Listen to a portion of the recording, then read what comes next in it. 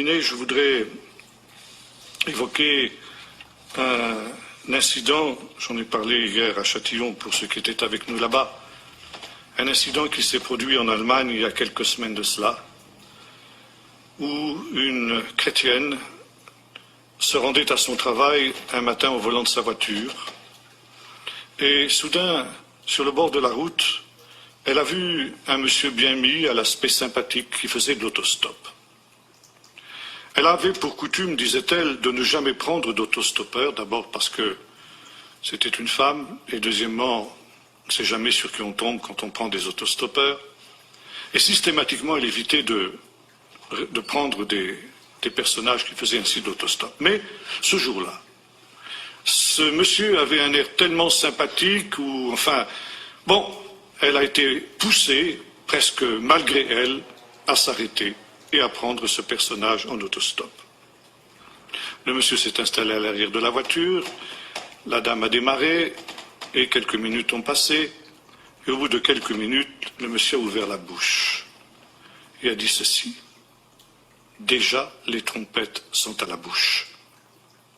La dame était surprise, dit: mais quoi, qu'est-ce que vous avez dit, monsieur? Alors il a répété une deuxième fois: déjà les trompettes sont à la bouche.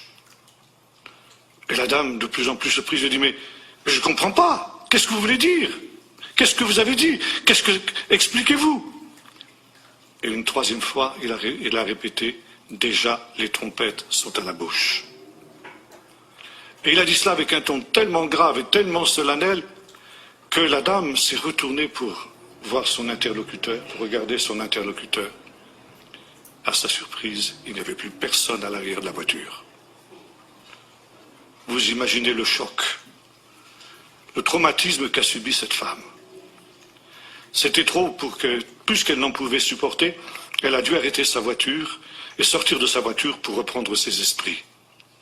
Et pendant qu'elle était là, affalée sur le capot de sa voiture, sont passés deux gendarmes à moto.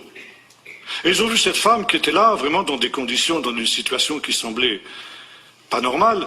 Alors ils ont fait demi-tour, ils se sont arrêtés à sa hauteur. Ils ont dit: madame, ça va pas? Vous êtes malade? Vous avez un malaise? Est-ce qu'on peut vous aider? Vous avez besoin de quelque chose? Elle dit: non, non, laissez-moi tranquille. Il dit: mais non, c'est pas normal, ça va pas bien. Elle dit: qu'est-ce qui vous est arrivé? Il dit: si je vous le dis, vous allez me prendre pour une folle. Alors les gendarmes me disent: mais ça fait rien, dites quand même. Alors elle a commencé à raconter son histoire.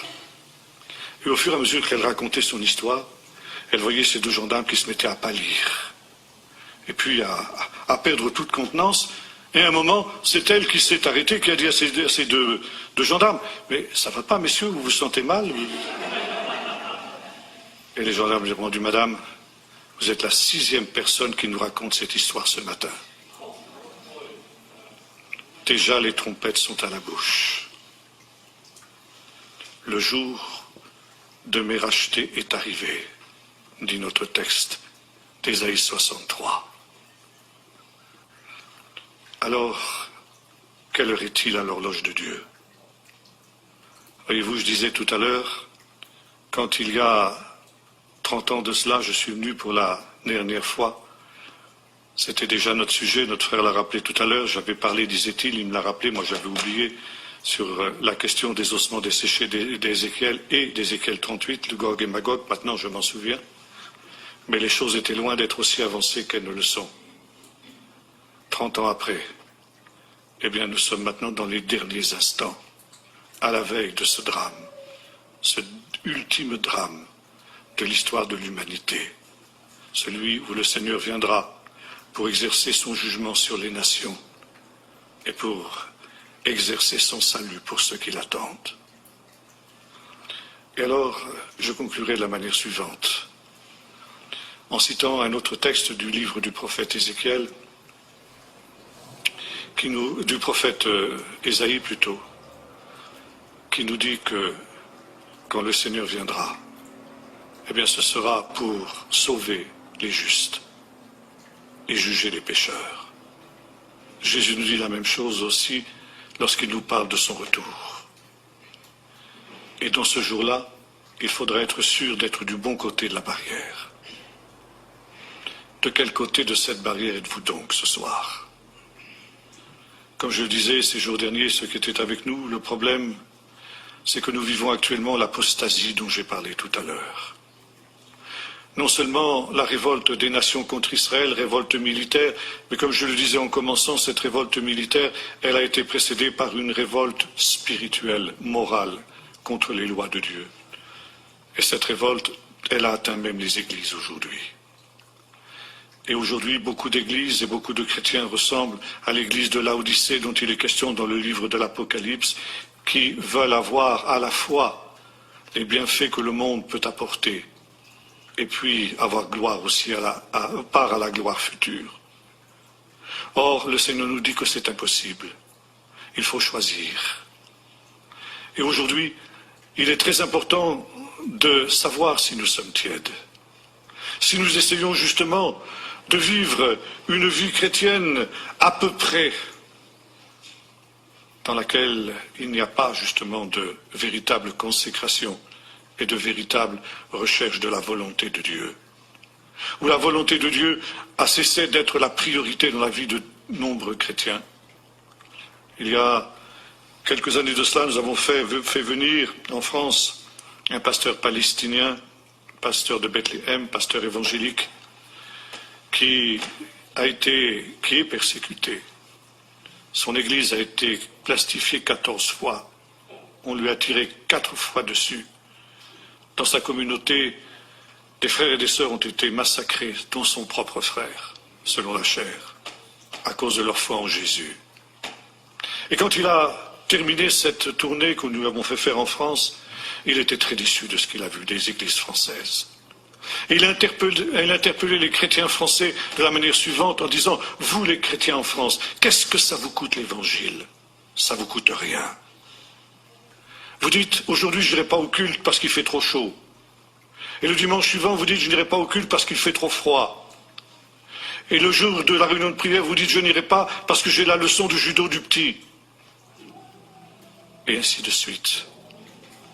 Vous ne vous intéressez à l'évangile que quand vous n'avez rien de mieux à faire. Et vous imaginez que le Seigneur vous prendra quand il viendra. Vous vous trompez. Nous, nos chrétiens, à Bethléem, quand ils vont au culte le matin, le dimanche matin, ils ne sont pas sûrs qu'ils vont rentrer vivants. Ils savent ce que ça coûte l'évangile. Un évangile qui ne vous coûte rien n'est pas le véritable évangile. Un évangile pour lequel vous ne payez aucun prix, pas seulement en argent, mais en consécration, est un évangile de la tiédeur. Et le Seigneur dit, comme il le disait de cette église de Laodicée, je te vomirai de ma bouche. Les trompettes sont à la bouche pour nous avertir que le grand tri va avoir lieu. Et par conséquent, il faut sortir de cette position que l'on croit souvent tellement équilibrée. Cette position qui n'est rien d'autre finalement qu'une position de tiédeur, pour redevenir, comme disait le Seigneur, froid ou bouillant. Et le Seigneur disait à cette église, comme il le dit, à nos églises d'Occident aujourd'hui, nos églises qui sont enfoncées dans cette apostasie, je me tiens à la porte et je frappe. Si quelqu'un entend ma voix et m'ouvre la porte, j'entrerai. Je me réconcilierai avec lui, par ce repas que je prendrai avec lui, qui sera un repas de réconciliation, afin qu'il ait part quand je viendrai au festin des noces de l'agneau.